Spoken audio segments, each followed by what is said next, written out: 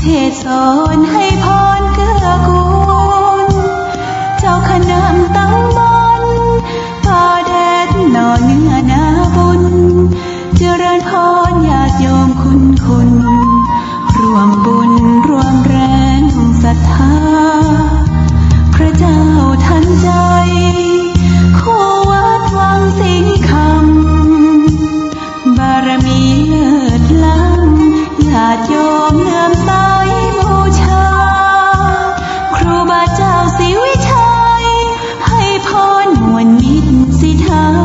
พระประจำวันเกิดเสริมดวงชะตาให้อาหารปลาหน้าวัดสุขใจเชิญร่วมบุญสงน้ำพระธาตุน้อมใจอภิวาทขอบุญสุขใจสุขกาย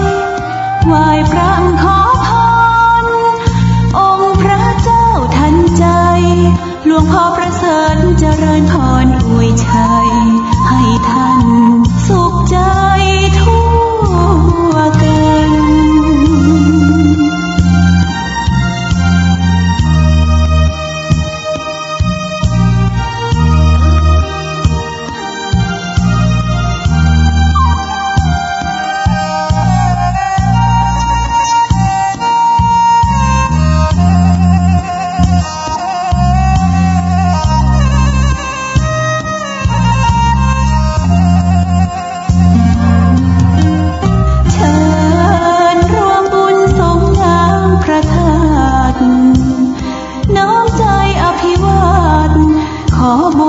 สุขใจ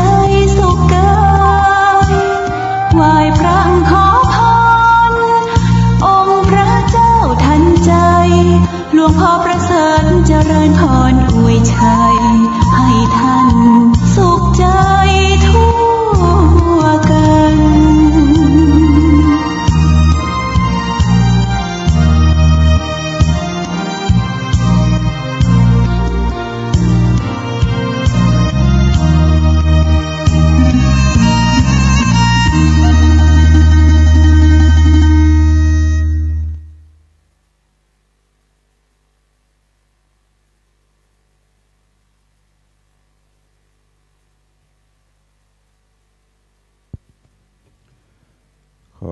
ยกมือ10 นิ้วกราบนบนอบน้อมอย่างพระติรัตนเกี่ยวเจ้าตั้ง3 ประการอันมีพระพุทธพระธรรมพระสงฆ์อันเป็นสรณะที่เพิงที่เคารพนับถืออันสูงสุดในชีวิตกราบคารวะแต่ไตรไวสาปุญญาปารมีธรรมพระมหาเถรานุเถระภิกขุสังฆะสามเณรเจ้าจุตนจุองค์อันหมายมีพระเดชพระคุณหลวงปู่พระพรหมมงคล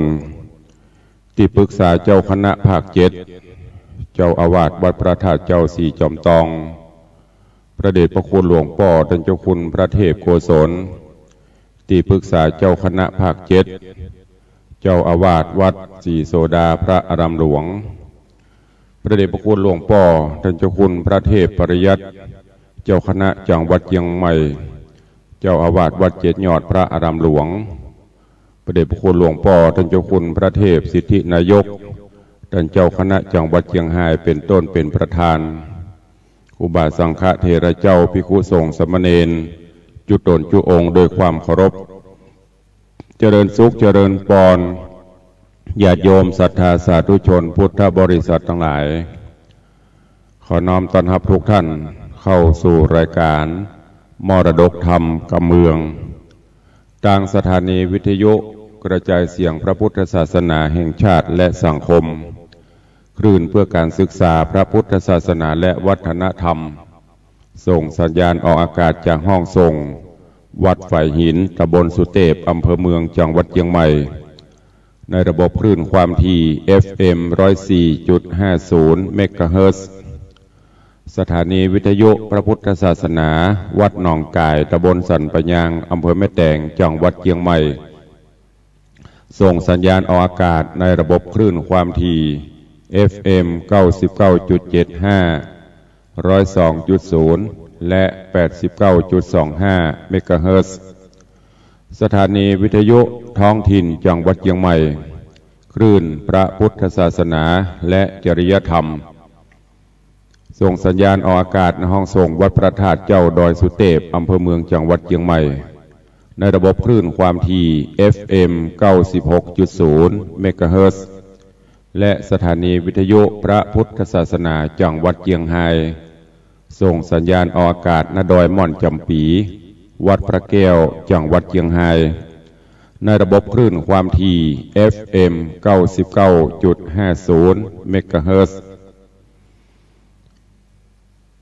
รายการนี้ดำเนินโดยอาตมาภาพพระครูวิสิตศรีลาภรณ์เจ้าคณะตำบลป่าแดดเจ้าอาวาสวัดวังสิงห์คำตำบลป่าแดดอำเภอเมืองเชียงใหม่จังหวัดเชียงใหม่เป็นผู้ดำเนินรายการได้น้อมนำเอาธรรมะสาระธรรมคำสอนปืนบ้านล้านนามาเทศนาฮือญาติโยมศรัทธานาบุญทั้งหลายได้รับฟังกันเป็นประจำประกันวันนี้ก็เป็นวันทำการทำงานตามปกติอยู่ช่วงนี้ยามเช้าอากาศเย็นสบายยามบ่ายก็จะเริ่มร้อนบ่ายใจมาก็ร้อนนักหน่อยยามค่ำยามเย็นก็อาจจะมีฝนมีฟ้าเพราะอยู่ในช่วงของใกล้เทศกาลปีใหม่ก็อาจจะมีฝนมีฟ้าตกบางทีก็อาจจะตกบางทีก็ย่อมตกเตื้อก็ขอคือวันนี้เป็นวันแห่งความสุขของทุกท่านเนอะประกันวันนี้ก็จะได้เทศนาในเรื่องทำในเรื่องของอลองขนไก่ต่อจากตอนก่อนคือกับญาติโยมทั้งหลายได้รับฟังกันอลองขนไก่ในตอนที่แล้วดำเนินมาถึงอย่างที่ป่อพญาธรรมิกราชาหลังจากที่ได้ลั่นสัจจะวาจาว่าไผผู้ใดที่ฮับสตางค์ที่ป่อพญาเปิ้นพระราชทานฮื้อ1 บาทแล้วฮื้อเอาไปหมุนเอาไปบริหารจะได้โดยวิธีการใดก็สุดแล้วแต่ฮื้อสตางค์เนี่ยเพิ่มพูนพอกพูนนักขึ้นมาเป็น100 เต่าก็คือบาทเนี่ยเพื่อได้กำไร100ก็ปรากฏว่าพญาเจ้าเมืองต่างๆไม่มีใครทำได้สักคนซึ่งในครั้งนี้มีลูกสาวพญาเจ้าเมืองเป็นรางวัลคือคำผงถ้าไผ่ทำได้ป่อพญาธรรมิกราชาก็จะยกคำผงอันเป็นลูกสาวคนสุดต้องสุดท้ายฮื้อจนกระทั่งโพธิสัตว์เจ้าสิริคุตตะกุมารหูข่าวก็อยากจะทดลองดูว่าจะทำได้ก่อนเลยฮื้อป่อจ่าบ้านนำปลาเข้าไปเฝ้าป่อพญาธรรมิกราชแล้วก็แจ้งความประสงค์จำนงมาป่อพญาก็ถามถ้าเจ้าทำมาได้จะได้โพธิสัตว์เจ้าสิริคุตตะกุมารก็บอกว่าถ้าทำมาได้ยินยอมฮื้อประหารหรือตัดหัวแต่ถ้าทำได้ป่อพญาก็ว่าถ้าเจ้าทำได้ข้าก็ทำตามสัจจะวาจาที่ทำที่ไว้ฮื้อสุดท้ายสิริคุตตะกุมารทำได้โดยการเอาสตางค์1 บาทนั่นไปซื้อไก่ซื้อแม่ไก่เอามาเลี้ยงแล้วก็มาขุนเข้าน้ำให้กินจนอุดมสมบูรณ์แม่ไก่ก็ไข่ออกมาไข่ชุดแรกสิริคุตตะกุมารก็คือแม่ไก่นั้นฟักพอฟักเสร็จก็ออกมาเรื่อยๆขยายมาเรื่อยๆจนแพร่นักขึ้นจนหูว่ากุ้มตื่นละได้กำไรละก็ไปบอกฮื้อป่อจ่าบ้านนำข่าวสารไปบอกป่อพญาก็สั่งฮื้ออำมาตย์ไปดูไปพอว่าเป็นความจริงก่อพอไปดูไปพอเป็นความจริงแล้วก็ฮ้องสิริคุตตะกุมารเนี่ยเข้ามาสอบถามว่าเจ้ามีวิธีบริหารจัดการจะได้จนกระทั่งสตางค์บาท1สามารถมีกำไรขึ้นมาเป็น100 เต่าสิริคุตตะกุมารก็บอกวิธีการต่างๆฮื้อป่อพญาก็หันว่าเขามีความเพียรวิริยะอุตสาหะ มีขันติธรรมมีความอดทนอดกลั้นสามารถที่จะนำพาลูกเขาได้อยู่สุขสำราญไปหน้าได้ก็เลยบอกคือว่าข้าก็ตกลงตามคำมั่นสัญญาแต่ว่าวันนี้เป็นวันบดีเตื้อรอหาเลิกผ่านนาทีแล้วก็จะไปเอามาเพื่ออภิเษกราชายกยอขึ้นเป็นใหญ่เป็นโตต่อไปจนกระทั่งได้เลิกผ่านนาทีดีป่อพญาก็คือเสนาอมาตย์เนี่ยไปฮับเอาโพธิสัตว์เจ้าสิริกุตตะกุมารเข้าบ้านเข้าเมืองพอเข้าบ้านเข้าเมืองเสร็จก็ปกเป่าข่าวสารบอกข่าวนี้ฮือกับพญาเจ้าเมืองต่างๆตลอดจนปีเขยถึง6 คนก่อนพอได้เลิกผ่านนาทีเลิกงามยามดีก็ฮือเสนาอมาตย์เอาเครื่องทะลงเสื้อผ้าอาภรณ์เครื่องประดับต่างๆแล้วฮือสิริกุตตะกุมารเนี่ยไปอาบน้ำอาบท่าชำระร่างกายฮือสะอาดก็มาทะลงนุ่งห่มผ้าใหม่แล้วก็ยกหรือว่าจัดพิธีราชาภิเษกขึ้นระหว่างคำผงลูกสาวกับสิริกุตตะกุมารพี่เคยถึง6 คนก็นึกอิจฉาตาฮ้อนแต่ว่าจะออกหน้าก็ไม่ได้จำเป็นต้องอดไปอวยพรฮื้อจนพิธีต่างๆสำเร็จไปโพธิสัตว์เจ้าสิริกุตตะกุมารกับคำผงก็อยู่ด้วยกันด้วยความสุขบานบันใจมาอยู่มาวันหนึ่งก็มาสิริกุตตะกุมารก็มากึศเติงหาแม่ที่อยู่ตั้งนอกวังอยู่ที่ขุมที่ขุดไว้ปุ่นที่เอาโขนไก่ยังมาห้องนอนก็เลยขอบอกลากับคำผงว่าใครไปพอบ้านพอจองใครไปเอวหาแม่คำผงก็ขออนุญาตไปตัวแม่สิริกุตตะกุมารก็บอกว่าหนทางไปมันลำบากแล้วที่อยู่ปุ่นก็ลำบากบ่มีที่นั่งบ่มีที่รับรองเนอะคำผงก็ว่าจะเป็นจะได้ก็ตามจะตุกจะยากปานใดเมื่อเขาตกลงอยู่ด้วยกันก็ต้องตุกด้วยกันไปด้วยกันจะอนะมันจะเป็นจะได้ก็จ้างมันวันนี้ตอนก่อนเทศมาถึงตัดที่นี่วันนี้ก็มาฟังกันต่อว่าเรื่องราวจักเป็นจะได้ขอเชิญญาติโยมสาธุชนทั้งหลายตั้งอกตั้งใจสดับรับฟังพระธรรมเทศนาปืนเมืองเหนือในเรื่องอะลองโขนไก่ในตอนที่4ณโอกาสบัดนี้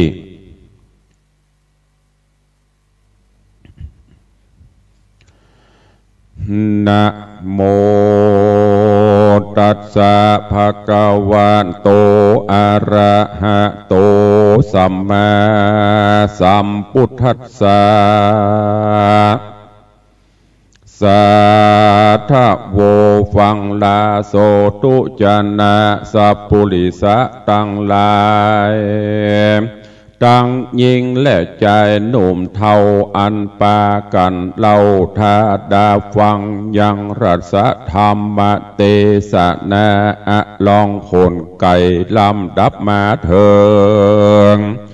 ในตอนที่4เนินนาเจิญศรัทธาหนุ่มเทาตั้งใจเล่าทาดาฟังต่อไปนานี่แหละนาตามาถังปะกาเซนโตสัทธาอาหาสัทธาอันว่าสัพปัญโยยอดซอยหันบาทถอยบาลีบทหลังมีไปแจงพระจิงแสงเทศนาว่าสามิกัสสะมาตุญาสัตถิงสันละปันติดังนี้เป็นตนภิกขเวดุราภิกขุตั้งหลายผู้เป็นสายอริยะเจ้าทุกคำเจ้าภาวัดแนส่วนราชธิดาอ่อนน้อยงามจื่นจ้อยคำผงเกยอยู่ในโค้งผาศาสมีเครื่องลวดครัวนอนอันบวรวิเศษพาต่างเตศกาสีกำปนดีก้าใหญ่บ่หอนใดเครื่องกานางตั้งลายน้อยใหญ่หากแต่งไว้ตั้งวาน นางได้ผ่านไต่เต้าจอมผัวเจ้าบุญแน่จากปาราเตศต้องไปนอกห้องเวียงใจถึงแดนไกลตีจอดแห่งเจ้ายอดสามิกาแลไปมาทวนทีบอกวันเป็นที่อาสะไรเต้าขะนิ่งในบ่อปากกึดว่าวิบากตัวตันแปลงใจมันโจมชื่นยอมมือยื่นวันตายังมารดาแม่เท่าแห่งกับแม่แห่งเจ้าบุญมีแล้วไขว่าตีกล่าวจี้ฮือแจ้งทีตามรายว่าข้าเป็นสายสะพ้ายอยู่ขออยู่ไกลกะตำการตามโบราณแต่ก่อนเจ้นปู่มอนสอนมานางจะราแม่เจ้าก็ตานเล่ากำงามว่าดูราสลีสีนงลำเฮยนอดเนานางเป็นลูกเจ้าปุรีสะเวยสียศใหญ่ของเครื่องใจเจียงคานโภชนะอาหารผาเสดละสะเลิศนานามีนางกัญญาหนุ่มเทาวังแวดเฝ้าเป็นปริวารสุขสำราญค่ำเจ้าบ่โศกเศร้าเครื่องกาส่วนแม่นี่นาก้อนอยากตุกลำบากถนัดใจบ่มีครัวใบแผ่นผ้าตั้งเครื่องแง่อลังการแสนที่ผ่านหม่นไม่เอาโขนไก่มาห้องนอนบนเดิมอ่อนจัดก่อนบอกอาจัดแล้วบอกกลาดแกล้วมาจนหือสองคนพี่น้องได้ห่วมห้องแปลงปานบ่อโสมกันสักกาดคนหนึ่งตุกยากอนาถาเงินคำขาบาดไตหาบอดใดดังขะนิ่งส่วนสะลีนางยิงนันเราเป็นลูกเจ้าสะเวยเมืองยะสะเรืองแผ่กวางไผ่บอกอ่างเตรียมตานนางกำนันหนุ่มเทาวังแวดเฝ้าขันนิ่งนางเปะบอบเบิงสะลีขิงบางยศใหญ่เป็นสะพ้ายคนพานเจ้าว่าโสมปันหลายจาดบ่ได้ขาดตัวมาฮื้อสองขาปีน้องได้อยู่ห่วมต้องจอมการใจแม่พันจ้องหอยฮักลูกน้อยเหลือลายเต้าว่ายินละอายตัวเก่าย้อนแม่นี่เล่าคนผ่านและนานางจะลาแก่เท่าแม่แห่งเจ้าสิริขุตะกุมารเกาะไข่กำวานต่อถอยซึ่งนางนาดน้อยนาโสนางโสภายศใหญ่ก็ยกเครื่องใจเงินคำมีนาน้ำลายแหล่หือแก่แม่ผัวตนตั้งสองคนพี่น้องจอดอยู่ห้องจอมการ2-3 วันมาฮอดก็ลายอดมันดาแล้วไกลกลาคืนสู่ยังที่อยู่เวียงใจก็มีหันแหละนาเอกติวะสังยังมีในวันหนึ่งใส่6เคยใหญ่จากกันว่าอยู่ตั้งวันนี้เรากินของเก่าได้เงินคำหลายนักโสดนับตื้อโกดส่งไข่เต้าเลี้ยงไปใจบ่หอนได้เต้าเสี่ยงไปใจบ่หอนได้คืนมากวนเราราน้อยใหญ่6คนควายเคยจ่ายไปคงควายแอวก้าในต่างนาเมืองไกลนำคำใส่บัดไตนำมาใส่เล่มสาง กำเจ้าห่อควางโตนป้อหือตั้งต่อเมินไปกันจะใครตอบทองตัดแม่นจองกำกันต่างเร็วปันเสาะไส้ดาเกวียนใหญ่ดูงาม60 เล่มตามครบไข่ใส่ของไว้นำนาเพื่อจักดาไปก้าในต่างนาแดนไกลส่วนเจ้าจอมใจหนุ่มนาวคือว่าเจ้าสิริกุตะกุมารหนอโพธิญาณที่ไวหู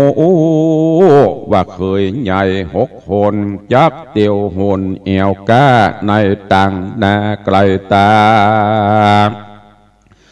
ตนบุญแหน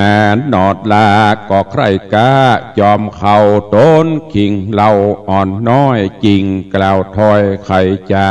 บอกพระดิญากลิ่นกูฮือนางหูตามมีนางสมสาลีนอหน้าเอาก็ต้านเล่าไข่จ่าว่าการปีผาฐานะใครไปกาซื้อจางมาอัวควายลอกเวียนลายรถลากน้องนี่หากจักปันตามใจพันใครได้บ่เว้นไว้อันใดเงินคำใส่บาทใดน้องก็มีบ่ไรนานำต้นองค์คำปีไทยมักใครใดอันใดคือผ้าโกใส่เครื่องงาตั้งจ้างมาอัวรามรถเกวียนงามเล่มใหญ่เปื่อจักใส่ของขายขอตนใจเจ้าพี่จุงกล่าวจี้มาปานนอคุณทันหนุ่มเดากอดต้านเล่าไข่จ๋าวัดดูราสริโสภาเฮ้ยยอดซอยปี้บ่ไฟห้อยเงินคามรถเวียนน้ำนำเครื่องใจบ่มักไฟสันใดคนมีวิสัยฉลาดมีเงิน1 บาทในตนอาจเตียวโหนไปก้าในต่างนาเมืองไกลได้กำให้หลายแหล่นับบ่แปดดิลีดูราสายสาลีเฮย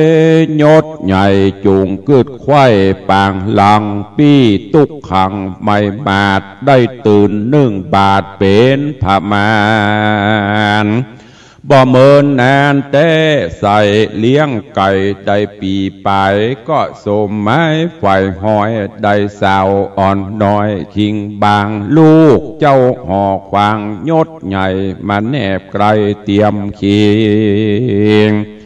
ขอนางหญิงน้อยนาดปั่นตื่น1 บาทเป็นตราปี้จักไกลกลาไป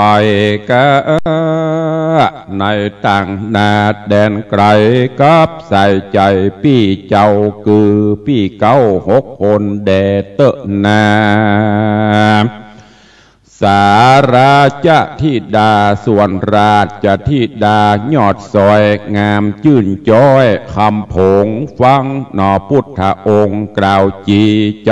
บอกรี่เจยบานจริงจะหวานตานเล่าว่ากันพี่เจ้าใส่ใจบ่เอาครัวใบแผ่นผ้าตั้งจ้างมาอัวรามตั้งเกวียนงามน้อยใหญ่เปื่อเอาใส่ครัวขายกวนโตนใจพี่ไทยเอาเงินบาทไตคำขาไปนำนาลายหลากนับแล้วหากปอปันรอยไปหันเครื่องงาในต่างนาแดนไกลการเปิงใจก็กวนซื้อ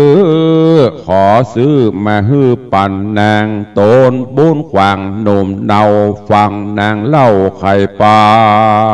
น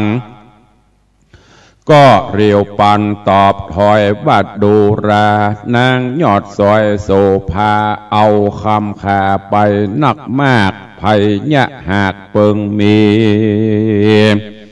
โจรกาลีใจบาปมักขนาบเบียนเอาขอยิงเหล่าหน่อยนาดปั่นเงิน1 บาทนำไปเด็ดเตอะเมื่อนานนางโสภายอดซอยบ่จ้างตอบถอยสันได้โจกเอาเงินใส่1 บาทหือเจ้าหน่อยหน้าตามกรรมก็มีหันและนาการวันดีมาไขว้6เคยใหญ่จอมกันก็เรียวปันแต่งไว้ยังเกวียนใหญ่นำนากาณนาหลายหลากคนละ10 เล่มหากเป็นไม้ใส่ครัวหลาย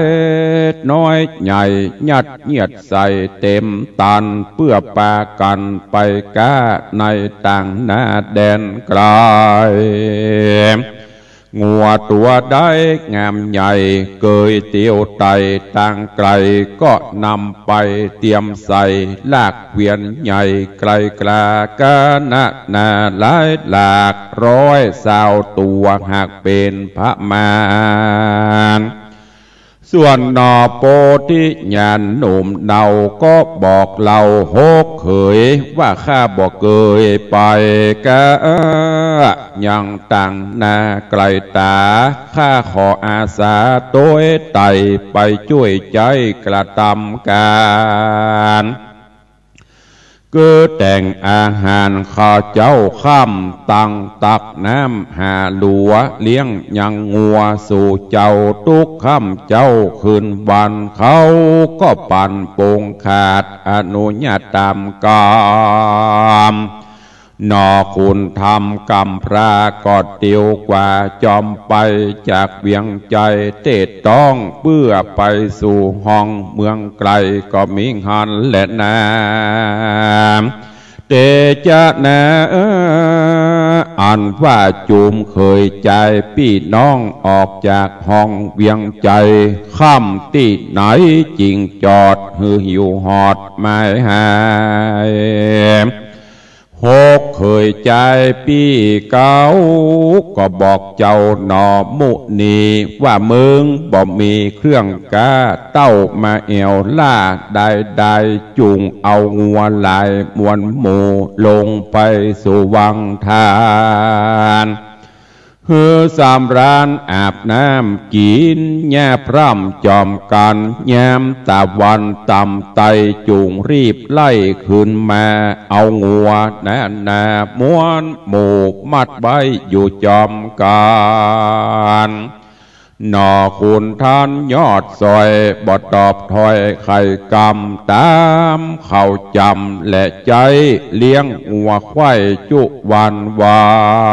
นส่วนเขานั้นเรานั่งซุมกินเหล้าอาหารสุกสำราญโห่ห้องไข่ตอบทองลำนำบอกไข่กำเรียกเจ้าไปกินข้าวตัวข้าวโดนคิงเหล่าหน่อยนาดบ่ไม่มาดเครื่องกาเต้าแต่งดากินเข้าไปลูนเล่าเดียวได้การเถิงยามไงผูกเจ้าก็ไต่เต่าจอมเขาลัดดองเหล่าห้อมหวยเหี่ยวดิ่งจ้วยผาจานยามตะวันค่ำลาดาลับป่าดงควางจิ้งจักแปลงปางจอดโตนเจ้ายอดบุญภายก็นำงัวควายไปเลี้ยงมดควายเสียงจุตัวฮือจุมงัวน้อยใหญ่อิ่มใส่ควายเต็นโตน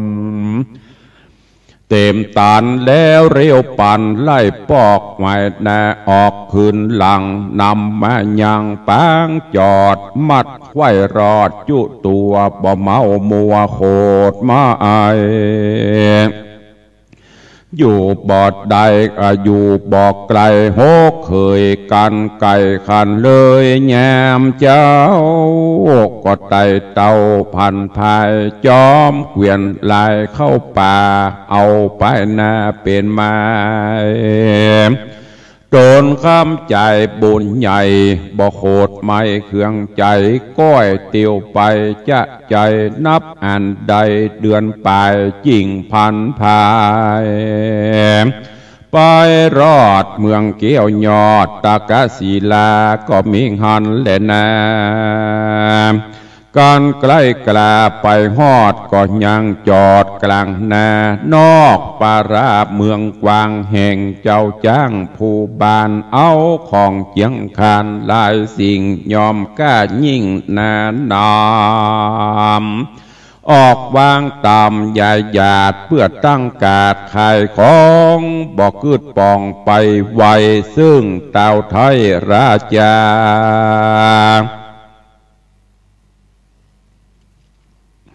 ส่วนเจ้าปาลาไพร่ไตหานป้อกาเมืองไกลมาอาศัยย่างจอดเอาของตอดวางขายเข้าตั้งลาย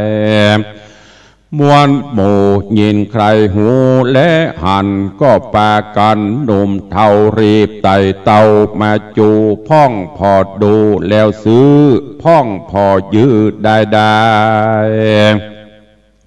คนยิงใจหน่อยใหญ่มาเต็มไข่แดนนาส่วนนอพุทธาหน่อยนาดบ่ละขาดกันตัวไล่เอางัวทวนนาไปกินน้ำยาตามมีเถิงยามดีมาไข่ก็รีบไล่ขึ้นมามัดหัวนาไข่จอดบ่ฮือสอดไกลตาแล้วแต่งดาน้ำเข่าฮือแก่เจ้าหกเคยส่วนตนเลยหนีออกไปนั่งไปนอกคนเดียวก็มีหันแหละนะตาในกาลานอนใส่เต่ายศใหญ่ตากะศิลามีโมหะกระหยาบบ่สุภาพตามธรรมหันป้อกะนำต่างเตดมาจอดเขตเวียงใจขันเองในไปนาว่าจุมป้อกานำนำของนาเครื่องใจมาขายจิ้มไกลเวียงใจบ่แม่ขายกล่าวกูหูตามมีพิษประเพณีแบบเบาห้อยฮีดเก่าโบราณตั้งปันนาการต่างเตศคือของวิเศษนาก็บ่นำมาน้อมใบแก่ตนกูไทยดีหลีเขาบ่ดีอวดกลาเนี่ยย่ำนาตนกูบอกวันอินโดละไว้ฮืออยู่ใดนานไปควรเอาศีลใหม่หลายหลากอันเขาหลักนำมาเต้าปาลากึดแล้วก็เรียกคุณเกี่ยวต่างใจมาจะใครกล่าวฮือได้หูอุบายคุณผีไพรกระหยาบใจมักบาปเสมอกันก็เรียวปันบอดจ้าป่าพวกกลาโยธารีบไกลกลาใบว่องออกจากห้องเวียงใจการว่าไปฮอดไกลตี้ป้อกะใหญ่หกเคยเงียแน่บอกเคยตั้งบอกเคยดังโคดตาโมดสะหาวหนวดขาวเงาปากกวางแสงกล่าวอังกำไปว่าดูราป้อกะไกลมวนหมู่สู่แม่สู่เมืองตูบ่ไปจูขาบว่าไอซึ่งเต่าไทยบุญเรืองสะเวยเมืองผาบห้องเป็นห่มจองเกียงคานตั้งปัณการน้อยใหญ่บ่นำมาไหว้ปู่จา พิษธรรมดาแต่ก่อนเจนปู่มอนโบราณอีกประการหนึ่งเล่าจุมสู่เจ้าตั้งหลายยิงนกตายหลายแหล่คือว่านกแต่กาแก่ตังนกแลแขกเต่านกเอียงเล่าจอมควายนกยางลายเป็นหมูลีซ่อนอยู่กินปลานกนานสายเต่าตั้นใดเลี้ยงไว้ดิลีกูลมันมีใจจ่ามันบินเข้าป่าดงดอนเถิงสิ่งคอนเวรุมาศเข้าไกลราชแดนไกลกาบเอาคำใส่สะอาดตัวละ1 บาทมาปั่นแก่เจ้าหอจานยศใหญ่บอกเว้นไว้วันใดคำขาใส่มากเต้าเต็มเล่มสั่งเจ้าปุรีโตดสุมีตั้งหมู่กูมาอู้ไข่ปันเถิงยามวันผูกเจ้าฮือสู่เจ้าต่างหลายได้ผ่านภายไปไวซึ่งเต่าไทยเรียวไวกันมันไข่เมียนแล้วก็กลาดแกล้วไกลกลาดน้ำโยธามวลหมู่ปอกมาสู่หอคามย่อมือต่ำขาบไว้บอกเต่าไทยจูประการก็มิงหันและนา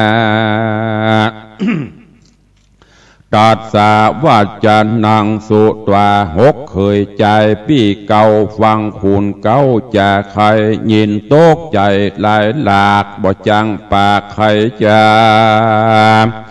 ยินเครื่องกาต่ำก้อยคืดข้าคอยในใจว่ากรรมเขาใครกล่าวแก่มีแม่นแต่ดิลีเฮามาปุรีเต้าไทยมาช่วยมาจอดไกลเวียงใจบ่ได้ไปน้อมไปซึ่งเต่าไทยปาราตังนกนาลายแหล่เฮาได้ยินแต่ได้ยิงแต่ตามกามเตี้ยงใดแตนคำต้านเต่าต้นผับดาวห่อใจนักเต้าใดไปหูเฮาตั้งหมู่6เคยบ่อสะเบยแต่ใส่เตี้ยงจักใดชิบหาย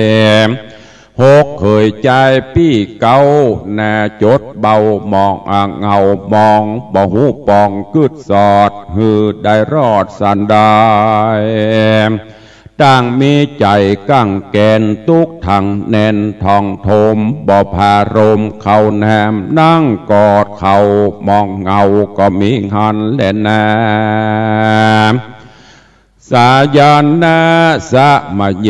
กันตาวันค่ำลาดาลับโดงป่าโดงดานสิริคุตะกุมารหนุ่มเนาหนอพระเจ้าบุญภา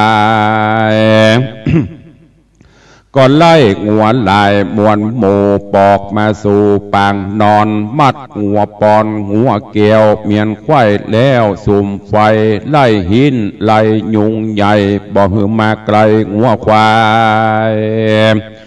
ห่านเคยใจม้วนหมู่นั่งซุมอยู่มองเงาตนกิ่งเหล่าอ่อนน้อยจริงกล่าวถอยจะถามด้วยกำงามบ่เศร้าว่าพี่เป็นเจ้าเป็นสางดังตุกขังอันใหญ่มาเอาไม่ไปในบ่จะใครกล่าวอูเต้านั่งอยู่ได้เข้าน้ำลายละไว้ตุกเอาไม่สั่งจา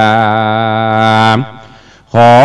ใครจะกล่าวอูฮือข้าหูตามราย6เคยใจปีเก้าก็บอกเราใครจะคือเจ้าบุญนานนอดน้อยบ่หูที่ถอยตามกรรมหนอมุนีน้อยนาดพญาอาจเรียวไวก็จะใครบอกเราว่าขอพี่เจ้าตั้งหลายจุงได้หายโศกใหม่ขอจะได้เครื่องกาก็มิคันแลนา เนธิตังขีญาสังวันนาวิเศษจากห้องเหตุธรรมเทศคำสอนลองโคนไก่ตอนที่สี่ก็บางกลมสมเรศเดช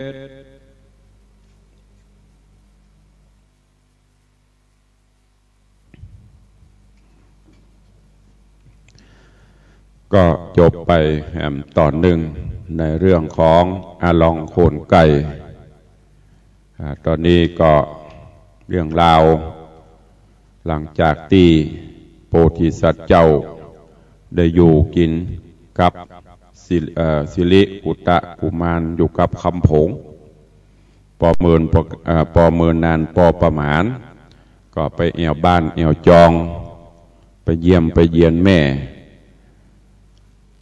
จากนั้นพอควรแก่เวลากับปิกมาอยู่บ้านอยู่จองอยู่ในบ้านในเมืองเอาแม่เอาอย่างปิกมา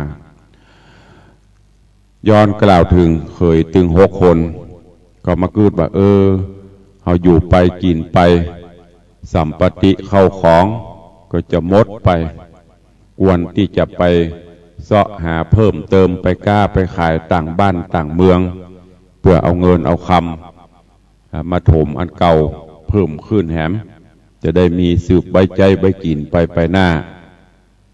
ก็ไปขออนุญาตบ่อพญาส่วนตังสิริพุตตะกุมารงูข่าวก็ให้ไปตัวก็บอกเมียว่าขอไปกล้าไปขายเกิดพี่เคยถึง6 คนคำพงได้ยินก็ดีใจก็จะสั่งข้าทาสจะบริพารตกแต่งดาเครื่องขายเงินคำกำเกลืออย่างต่างๆเหล่านี้แต่ปรากฏว่าโพธิสัตว์เจ้าสิริคุตตกุมารบอกคำพงว่าบ่ต้องจัดอย่างสักอย่างขออย่างเดียวขอสตางค์บาทเดียวนักกว่านั้นก็บ่เอาคำพงก็มาคือสตางค์บาทเดียวจะไปซื้อไปขายไปก้าอย่างได้พอพี่เคยถึง6 คนเพิ่นเต็มล้อเต็มเกวียนจะปีจะไปบาทเดียวจะเงี้ยใหญ่โพธิสัตว์เจ้าบอกว่า โอ้มันอยู่ที่ปัญญาถ้าต่างบาทเดียวเนี่ยสามารถแผ่พายไปได้กับพี่ทำมาแล้วโลสตางค์บาทเดียวสามารถที่จะปั่นให้มันได้นักได้ด้วยสติปัญญาถ้ามีปัญญาแล้วมันถึงทำได้ต่างคำผงปูจ่าจะได้โพธิสัตว์เจ้าก็บอกบ่เอาเจ้าอย่างฮื้อก็บ่เอาขอสตางค์บาทเดียวจากนั้นก็ปากันไปถึงปีเขยไปกล้าไปขายต่างบ้านต่างเมืองเรื่องราวจะเป็นจะได้ก้อยติดตามฟังเดี๋ยววันพุธก็จะมาสรุปต่อคือฟังแล้วก็จะได้เข้าสู่ในตอนใหม่เนอะเหลียวพอเวลาก็เว้ยการเวลาผ่านพ้นไปโดยความรวดเร็วเผลอแป๊บเดียวจะหมดเวลาละในใต้รายการวันนี้ก็มีข่าวประชาสัมพันธ์ฮือกับญาติโยมทั้งหลายครูบาอาจารย์เจ้าเพิ่นฝากมาในวันที่31 มีนานี้เนอะที่วัดเจดีย์เหลี่ยมเวียงกุมกามตำบลตะวังตาอำเภอสระปีก็จะมีงานทำบุญประเพณีส่งน้ำพระธาตุเจ้าเจดีย์ประจำปีก็เชิญญาติโยมทั้งหลายไปร่วมกินร่วมทานด้วยกันเนอะที่วัดยางกวงในเมตตาของท่านผอ.พระครูประหลัดสุรเดชสิริสุวรรณโนครูบายังกวงก็ได้จัดกิจกรรมบวชสามเณรภาคฤดูร้อนถึงวันก็มีการอบรมลูกหลานและในการนี้ก็เชิญญาติโยมทั้งหลายเนอะท่านผู้ใดมีเจตนาใครไปร่วม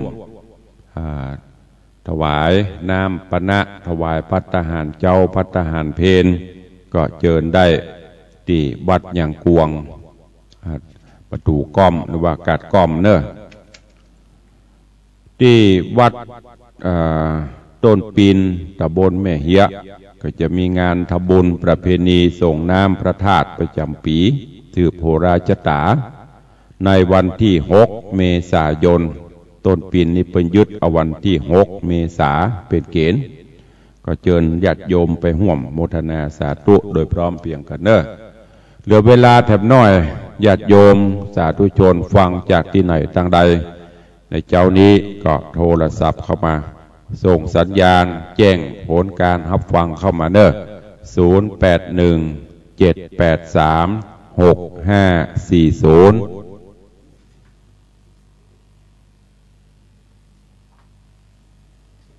ใครฟังจากที่ไหนทางใดสัญญาณเป็นจะได้ก็โทรเข้ามามาจ่าตื่นกันหรือยัง6 โมงป่ายจะ7 โมงแล้วเนอะสัญญาณวันนี้ฟังจากช่องไหนทางใดพ้องจากวัดหนองกายจ้ากว่าจากวัดฝ่ายหินกว่าจากวัดพระธาตุดอยสุเทพวันนี้จัดพร้อมกันเฉพาะช่วงเจ้านี่5 สถานี5 คลื่นความถี่ด้วยกันกูเตือนนี่ถ้า96นี่ก็โลละอันนี้มีจะหลายที่หลายต่างใครฟังที่ไหนทางใดก็แจ้งผลการรับฟังเข้ามาเนอะโอ้มาละกาไม่เลี้ยงจันดีหายไปไหนจัดเมินฮัลโหลว่าจะได้ฮะ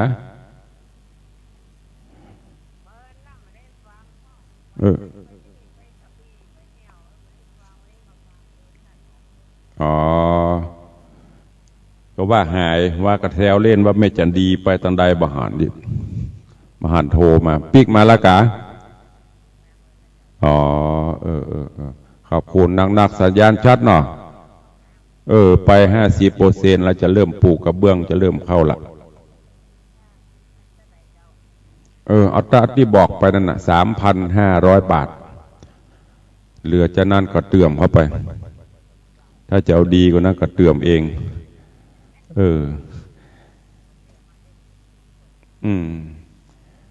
ขอบคุณนักนะแม่เนอเจริญปอนเนอสาธุโยมแม่จันดีวิสุทธินันท์ฮัลโหล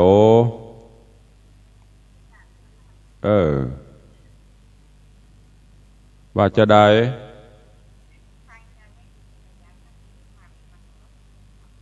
อยากไม่คืออ่ะอ๋อ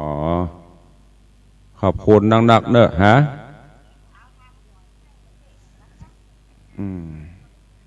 เดี๋ยวจะเสาะมาเฮ้เนอ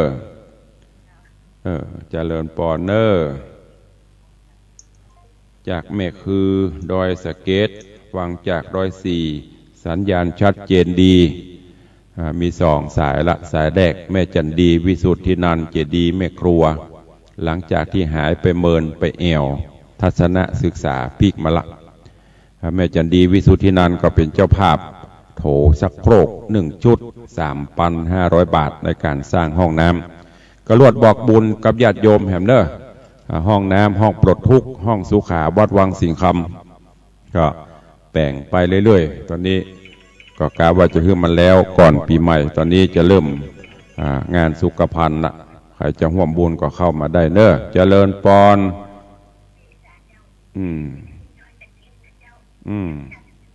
สาธุเนอะแม่อุ้ยดอยสะเก็ดฟังสัญญาณชัดเจนดีฟังเสียงและอายุไทยมอก25 ขวบเนี่ยมาละ3 สายในเจ้าวันนี้น้องพอแล้วจะถึง10ก่อน5 สถานีนี่กำลังถึงอยู่กะหา10 สายเนี่ยของวัดฝ่ายหิน1 คลื่นความถี่104เป็นแม่ข่ายลักของสถานีวิทยุวัดหนองกายแห่ม3 สถานี3 คลื่น 99.75 102.0 89.25 คุมพื้นที่ตั้งเหนือมด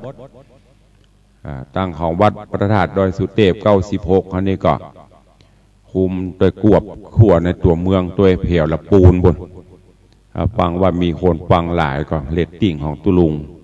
กำลังมี2 สาย3 สายเจ้านี่คุมกันนี่5 สถานีมีคนฟัง3 คนที่จ๊ะ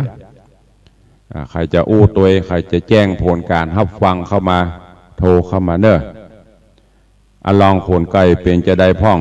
ม่วนกับม่วนอันนี้เพิ่นดึงบรรละเนี่ยเด็กหญิงบุญปั่นเนี่ยถึงหูฟังตลอดฮะ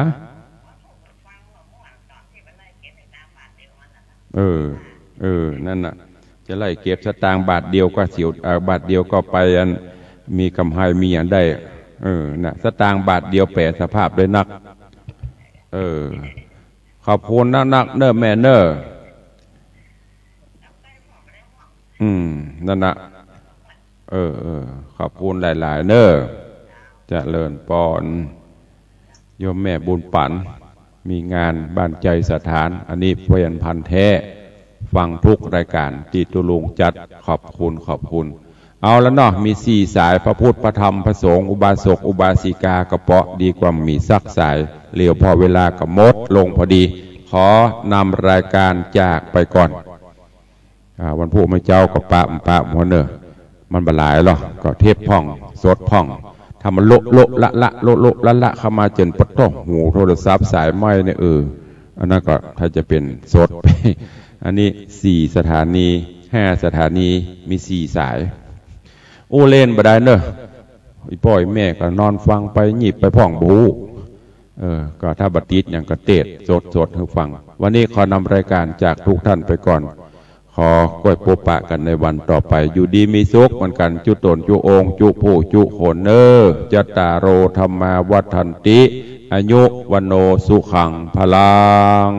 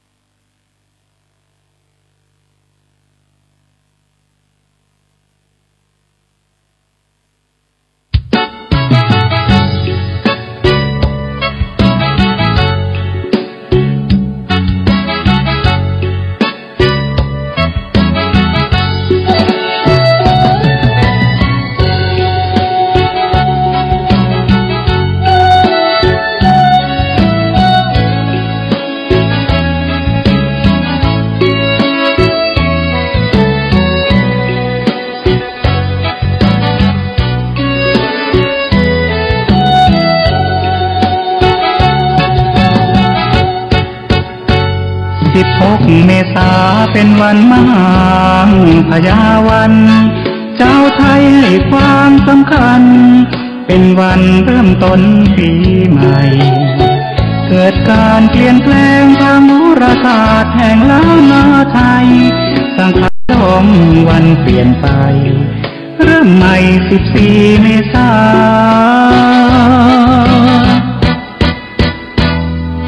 25 ปีนับตั้งแต่นี้ต่อไปสภาวัฒนธรรมเชียงใหม่ให้พี่น้องไทยหูกันทั่วหน้า15 วันเอาเว้นงานมงคลระวังวาจาพยาวันสากล้าวเกษาเสริมบุญญาสง่าราศีวันสังขารล้มจากนี้14 เมษาวันเอาพยาวันถัดมา17 เมษาเป็นวันปากปีนาราชครูโหราจารย์หาเลิกวันดีจารีตหีบหอยประเพณีเขามีวิธียาวนาน16 เมษาเฮามาร่วมอวยพรใจต้อนรับวันขึ้นปีใหม่ยินชื่นใจเล่นน้ำสงกรานต์ตักบาตรทำบุญครอบครัวอบอุ่นได้พบหน้า